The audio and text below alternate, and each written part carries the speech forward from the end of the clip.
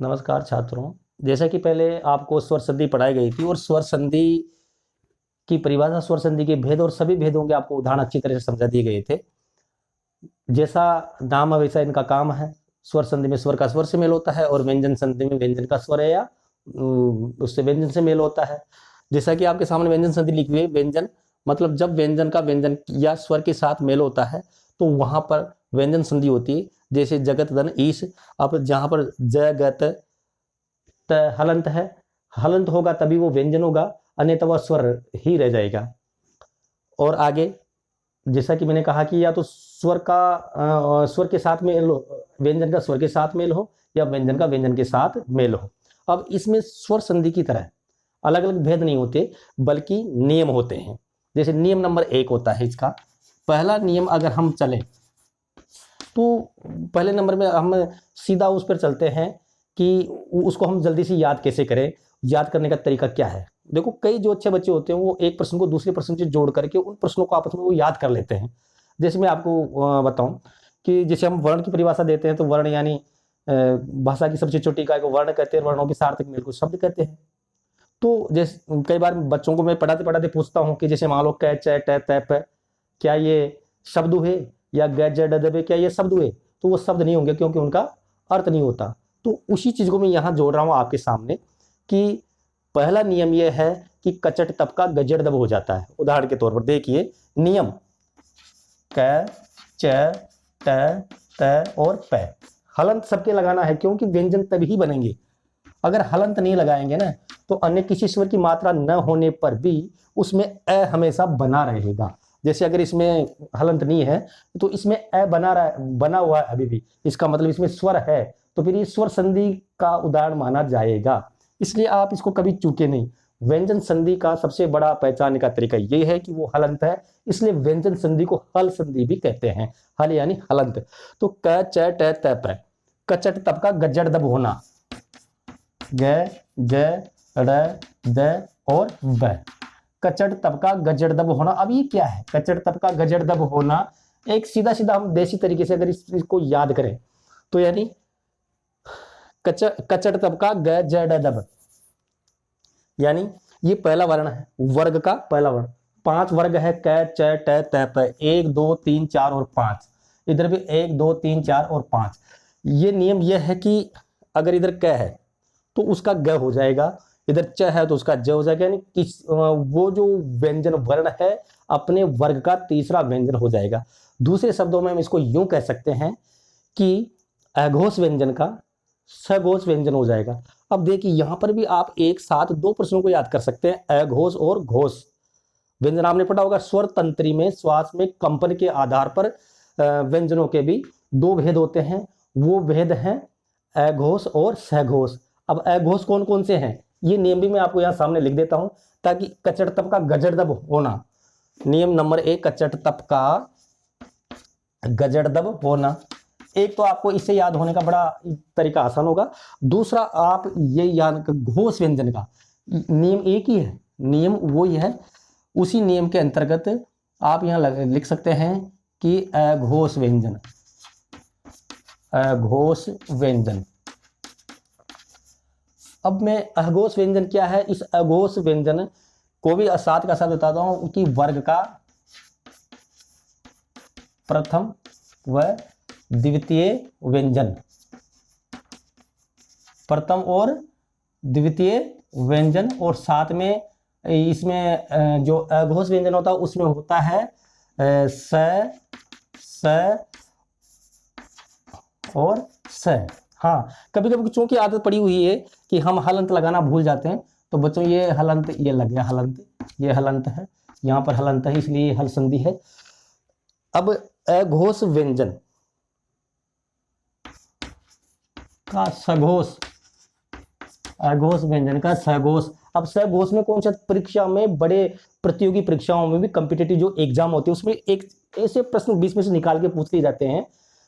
इसमें वार्षिक परीक्षाओं में पूछे जाएंगे, क्लासों में तो पूछे जाएंगे, लेकिन प्रतियोगी परीक्षाओं में भी यहीं से उठा के प्रश्न पूछ लिया जाता है कि निम्न व्यंजनों में से, निम्न वर्णों में से कौन सा घोष है, कौन सा घोष नहीं है, कौन सा अघोष है, कौन सा अघोष नहीं है। स्वर जो है वो अघोष में आते हैं या सघोष में आते हैं। तो बच्चों इसी के साथ आपके एक काम के साथ दो काम साथ के साथ हो रहे हैं कि कचट तब का गजड़दब होना और अघोष व्यंजन का सघोष होना। अब सघोष को मैं आपको ब्रैकेट में लिख देता हूं ताकि आपको याद होने में कोई दिक्कत न रहे।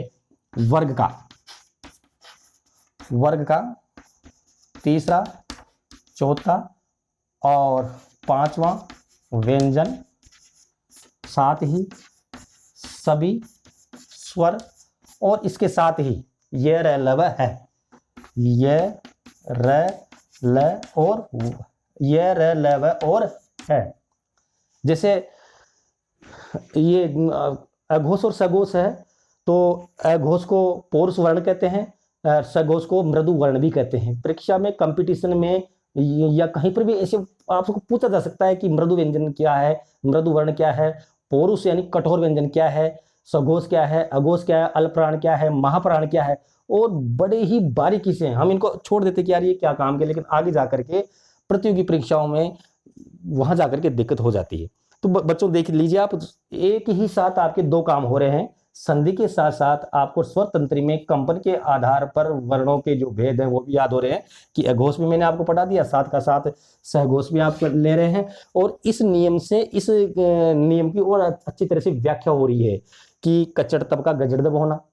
जैसे संस्कृत में एक सूत्र है ना, स्तुना चुना, यानी स का स होना और त वर्ग का द वर्ग होना।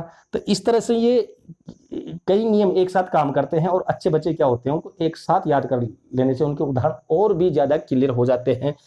तो नियम नंबर 1 कि कचड़ तब का गजड़दब होना, अघोष का सघोष होना, अघोष व्यंजन ये है और सघोष व्यंजन ये है। वर्ग का तीसरा, चौथा, पांचवा व्यंजन सभी स्वर और ये लव है में बदलना। अब देखिए किसी बदलना है इनको, आप अब एक उदाहरण ले सकते हैं कि जैसे मान लो उद्यान ले लिया, उद्यान ले लिया तो यहां पर क्या आ जाएगा, उद्यान में अगर हम इसका संधि विच्छेद करेंगे तो उत धन यान। अब जैसा कि मैंने कहा था कि तय का क्या होगा, जो क है वो ग में, च वो ज में, ट वो ड में और त वो द में बदल जाएगा। तो उत धन यान, तो आप सीधी सी मान लीजिए कि ये त हलंत है और त के बाद में ये आया है, मैंने पहले लिख ही दिया यहाँ पर कि ये र ल व है में बदलना। तो उद धन यान उद्यान, यहां पर आपका ये शब्द हो गया उद्यान। अघोष व्यंजन का सघोष में बदलना, इस तरह से ये इसमें बदल रहा है। अगर हम दूसरा और उदाहरण ले, कई तरह के ऐसे उदाहरण हैं जो हमारे इस नियम की पूर्ति करते हैं। जैसे हम ले लेते हैं दूसरा उदाहरण,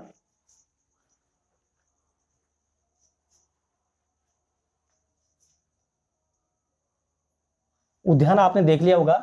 उद्यान के आगे ही जैसे मान लो आपने ले लिया जयद्रथ, जयद्रथ, ऐसे प्रश्न है ना, ये बड़ी बारीकी से पूछे जा सकते हैं। तो ये जयत धन रथ, अर्थात नियम की पूर्ति हो रही है कि इधर त आ रहा है, यानी कचड़ तब का गजड़दब होना, त का द होना और अघोष का सघोष होना। तो ज ये त का द हो गया, ज त, ये देखिए आप, ज ये का ये लिख दिया, द का द आधा है ही, र इसमें आ जाएगा तो द आधा र पूरा और ये जयद्रथ। इस तरह से आपके जो ये नियम है वो नियमों की इसमें पूरी की पूरी पूर्ति हो रही है। और जैसे हम कई और उदाहरण ले सकते हैं कि जैसे अब्ज ले सकते हैं, अब्ज, इसको ये मैं आपको यहां से बता देता हूं क्योंकि आपने देख लिया होगा और इसको आपने याद भी कर लिया होगा।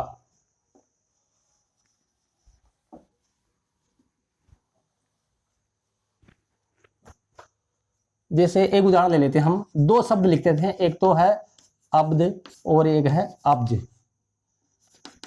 देखिए कई बार संधि करने के साथ साथ उनके अर्थ भी पूछ लिए जाते हैं कि अब्द क्या अर्थ क्या है, अब्ज का अर्थ क्या है। अब्ज यानी अपदन जय, इसका संधि कर लेते हैं, अलग अलग उसका बैठ जाएगा, अपदन जय और अपदन द, वही हलंत, यानी प ब में बदल गया, यहाँ पर भी प ब में बदल गया। अब जी यानी यहाँ इसका अर्थ होता है कमल, यानी जो जल में पैदा होता है। और कमल के साथ साथ वैसे शंख भी इसमें होता है, इसके दोनों ही अर्थ हैं, कमल और शंख। अब यानी यहाँ इसका अर्थ होता है बादल होता है, यानी जल देने वाला, जन में जन्म लेने वाला। तो छात्रों इस तरह से आपके जो कई उदाहरण है, ये उदाहरण इस नियम से हम इसकी पूर्ति कर रहे हैं। जैसे एक उदाहरण हम और लेते हैं, ऋग्वेद। ऋग्वेद, चूंकि नियम यह है कि इधर ऋ क और उधर वेद। नियम क्या कहता है कि इधर वर्ग का पहला वर्ण, वर्ग 5 है हमारे, क च ट त प, 5 वर्ग है, 5 वर्ग में से कोई भी वर्ण एक हो, यानी एगोस, यानी पहला और दूसरा, कोई भी का मतलब पहला और दूसरा। मैंने आपको पहले बता दिया है कि वो एगोस होना चाहिए इधर वाला, तो ये एगोस है, क है, और उधर वह है, ये र ल वह है, तो क किस में बदल जाएगा? अपने वर्ग के तीसरे वर्ण में बदल जाएगा। आप ये भी याद रख लेना, यानी पहला जो वर्ण है वो तीसरे वर्ण में। आप ये जो पहला मैंने आपको लिखवाया था क च ट त गजड़ द में बदल जाना, उसको आप याद रखना। तो क इसमें बदल गया ग में, और उदाहरण हो गया ऋग्वेद। इस तरह से आपकी जो ये संधि है, एक वो जैसे एक उदाहरण है प्रागैतिहासिक। प्रागैतिहासिक बच्चों कई बार इसके अर्थ भी, यानी प्रागैतिहासिक, प्राक धन ऐतिहासिक।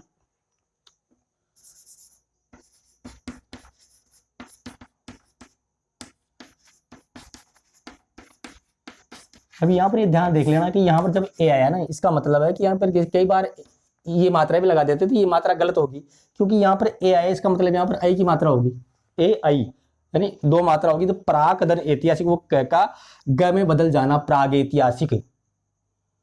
प्रागैतिहासिक इसमें ये, अब यहाँ पर ये ग पूरा क्यों हुआ और आई की मात्रा क्यों आई? क्योंकि यहाँ पर ये स्वर है, तो स्वर जब व्यंजन में मिलेगा तो वहां पर आई की मात्रा लगेगी। स्वर, इसका व्यंजन संधि का नियम भी यही है कि व्यंजन के बाद में या तो स्वर हो या फिर यहाँ व्यंजन हो। तो जब स्वर आएगा तो स्वर मिलने के बाद वो हलंत न रह करके वो पूरा वर्ग वर्ण बन जाएगा, जो यहाँ पर पे बना है। जैसे एक तरफ हम देखते हैं सच्चिदानंद,